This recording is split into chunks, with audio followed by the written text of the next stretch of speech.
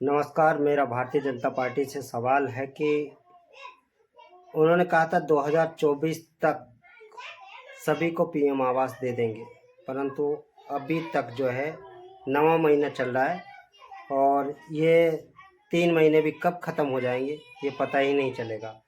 सरकार ने वादा किया था कि सन 2000 तक प्रत्येक व्यक्ति को जो रह गया उसे पीएम आवास मिल जाएगा, परंतु भारतीय जनता पार्टी कहीं न कहीं छलावा कर रहा है। इसका भुगताना आने वाले समय में उनको पड़ेगा। मेरा बस उनसे अनुरोध है कि भारतीय जनता पार्टी से कि आप तत्कालीन जो है पीएम आवास लोगों को देना शुरू करें, एक बात। दूसरी बात जो है कि कुछ लाडली बहनाएं लगातार वांछित रह गई हैं, उस पोर्टल को फिर से चालू करिए, इसमें आपका ही भला होगा। लाडली बहना के बारे में आपने कहा था कि हमारी सरकार बनते ही प्रत्येक महीने 250-250 रुपये बढ़ाते रहेंगे।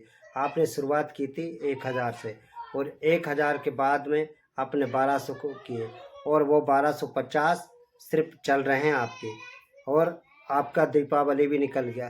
किसी को 1500 रुपये शायद किया है या नहीं किया ये तो पता नहीं, पर हाँ अभी तक लोगों के ज़्यादातर खाते में जो है 1250 रुपये आ रहे हैं। मेरा कहने का मतलब ये है कि आपकी सरकार बनी लगभग 9 महीने से भी अधिक हो गए, पर आपने अब तक वादा किया था कि मैं 3000 रुपये प्रत्येक महीने दूंगा, पर आपने अभी तक 3000 रुपये महिलाओं के खाते में नहीं डाले, जिसमें कई महिलाएं आपकी बैठ का इंतज़ार कर रही हैं। मुझे पता है कि जब आपका चुनाव आएगा तो आप उस वक्त फट से 3000 रुपये बहनों के लिए कर देंगे। मेरा सीएम साहब से अनुरोध है कि आपने जो है, मैं एक आम नागरिक होने के नाते मैं आपसे एक पूछना चाहता हूँ और कहना चाहता हूँ कि लाडली बहनों को 3000 रुपये महीना हर महीने कब मिलेंगे? क्योंकि आपका ही वादा है, भारतीय जनता पार्टी का ही वादा है। पूर्व सीएम शिवराज सिंह जी का बयान है, उन्होंने खुद कहा था कि मैं तत्कालीन किसी भी कीमत पर मेरी सरकार बनते ही 4 महीने के अंदर अंदर में 3000 रुपये का महीना दूंगा। तो आप जल्दी 3000 का महीना दीजिए। लाडली बहना आपका इंतजार कर रही है। ऐसा ना हो कि महिलाओं का जो है गुस्सा सड़कों पर उतरे, कहीं कुछ पर उतरे। तो मैं उन सभी महिलाओं की तरफ से आपसे हाथ जोड़कर विनती कर रहा हूं कि आप तत्कालीन इस योजना को लागू कीजिए और महिलाओं के खाते में 3000 रुपये महीना डालना शुरू करिए। और एक और बात, अहम बात, कलेक्टर साहब, भोपाल कलेक्टर साहब ने भी कहा था और भी लोगों ने कहा था, जो गायें ज़्यादातर गांव के आसपास रोडों पर और मार्केट के आसपास भी बहुत सारी सड़कों पर गायें बैठी हुई हैं।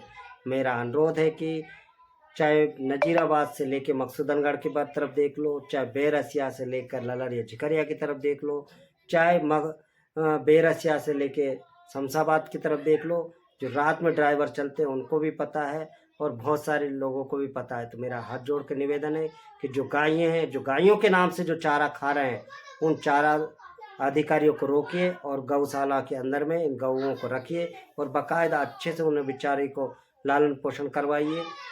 हम भी उनके हितैषी हैं, परंतु महिलाएं सड़कों पर बैठी हुई हैं, लोग परेशान हो रहे हैं, आए दिन कहीं ना कहीं उनके साथ चोट पड़ रही है। ऐसी मेरी दिक्कत है। मेरा कहने का मतलब ये कि किसी भी तरीके से इन गायें जो सड़कों पर घूम रही हैं, लोगों का, किसानों का जो जीना हराम कर रही है, मैं आप जल्द से जल्द जो है इनको व्यवस्था करिए गौशाला के अंदर में। ऐसा कलेक्टर साहब के भी आदेश है। तो अनुरोध है कि आप मेरी 4 बातों से कहीं ना कहीं सहमत होंगे।